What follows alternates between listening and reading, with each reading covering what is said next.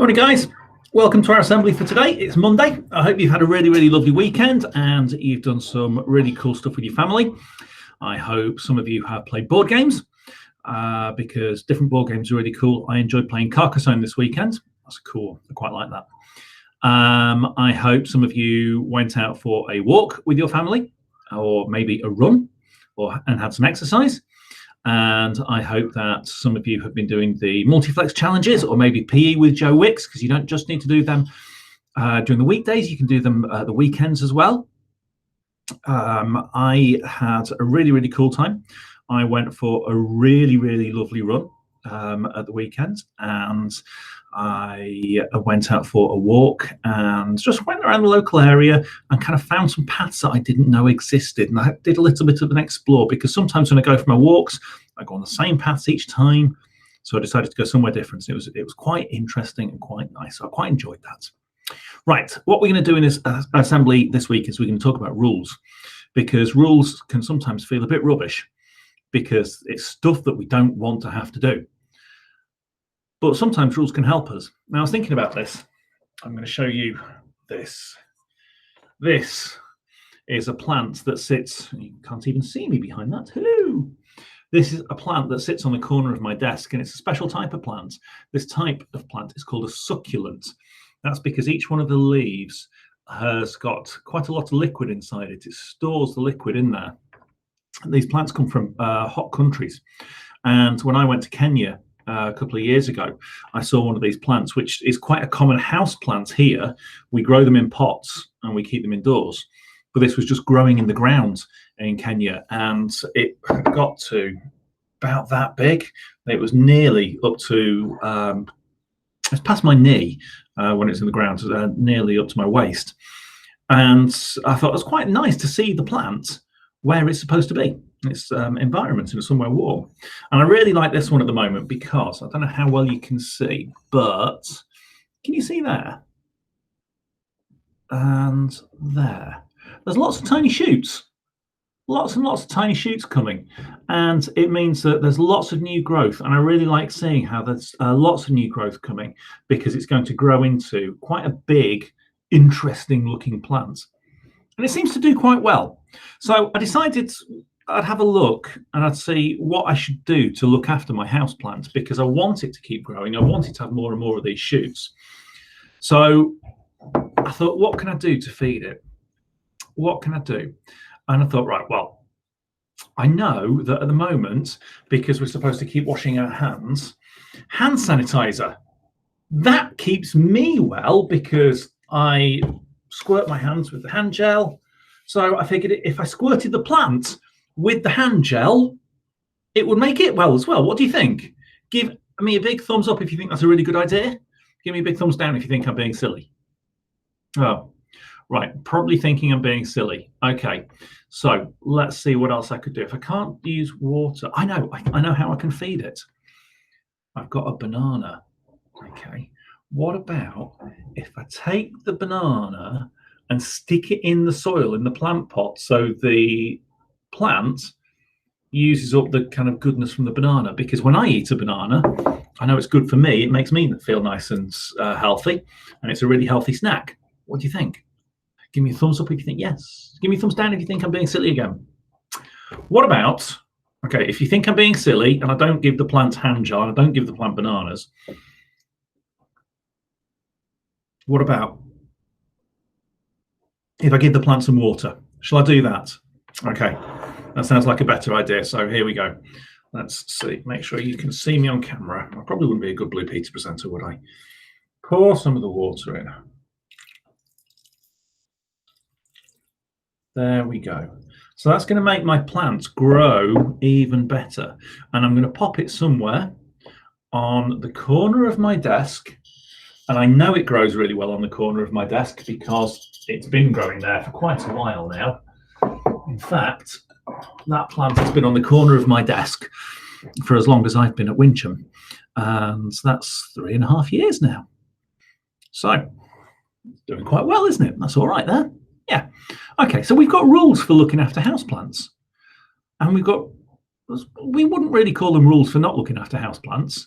We know that we should give a houseplant somewhere where it's going to grow well, like the corner of a desk with a bit of sunlight. We know that we should give it somewhere warm, when it's next to the radiator. And we know that we should give it water. We don't need to list all of the things that we shouldn't do because we just know they're wrong. And sometimes we just know things are wrong. We just know inside ourselves that something is wrong and you shouldn't do it. You don't need a list of things that you shouldn't do. You know, if you're doing something wrong, you feel bad about it. You have this little nagging feeling in your tummy that something isn't right. Let me tell you a story. So here we go. Once there was an emperor in the Far East who was growing old, and he knew it would soon be time to choose his successor. And instead of choosing one of his assistants or one of his own children, he decided to do something a little bit different. He called all the young people in the kingdom together one day. He said, "The time has come for me to step down and choose the next emperor, and I've decided to choose one of you." And the kids were shocked, but the emperor continued, "I'm going to give each one of you a seed today, one seed. It's a very special seed. I want you to go home, plant the seed, water it, and come back here 1 year from today with what you've grown from this one seed. I'll then judge the plants that you bring to me, and this will tell me who will be the next emperor of the kingdom." Ooh. There was one boy who was named Ling who was there that day, and Ling received a seed along with all the others. He went home and really excitedly told his mother the whole story. So she helped him to get the pot and some planting soil, and he planted the seed and watered it carefully. And every day he would water it and watch to see if it had grown. And after about 3 weeks, a few of the other young people began to talk about their seeds and the plants that were beginning to grow.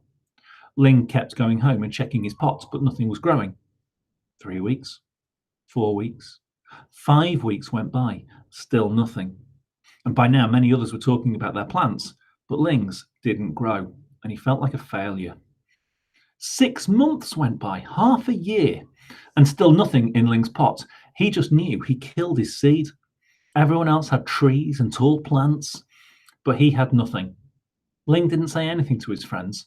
However, he just kept waiting for his seed to grow. Finally, a year passed, and all the young people of the kingdom brought their plants to the emperor for inspection. And Ling told his mother he wasn't going to take an empty pot, but she encouraged him to go, to take his pot, and to be honest about what had happened. Ling felt sick to his stomach, but he knew his mother was right. The emperor had said they should all return after a year, so he took his empty pot to the palace. And when Ling arrived, he was amazed at the variety of plants grown by all the others. They were beautiful, in all shapes and sizes. Ling put his empty pot on the floor, and many of the others laughed at him. A few felt sorry for him and just said, "Oh, nice try." It wasn't a kind thing to say, wasn't it? When the emperor arrived, he surveyed the room and greeted the young people. Ling just tried to hide in the back. "My, what great plants, trees, and flowers you have grown," said the emperor. "Today, one of you will be appointed the next emperor." And all of a sudden, the emperor spotted Ling at the back of the room with his empty pot. He ordered his guards to bring him to the front. Ling was terrified. "The emperor knows I'm a failure. Maybe he will have me killed." When Ling got to the front, the emperor asked his name. "My name is Ling," he replied. All the kids were laughing and making fun of him. The emperor asked everyone to quieten down. He looked at Ling, then announced to the crowd, "Behold your new emperor. His name is Ling." Ling couldn't believe it. He couldn't even grow his seed. How could he be the new emperor? Then the emperor said, 1 year ago today, I gave everyone here a seed. I told you to take the seed, plant it, water it, and bring it back to me today. But I gave you all boiled seeds, which would not grow. All of you, except Ling, have brought me trees and plants and flowers.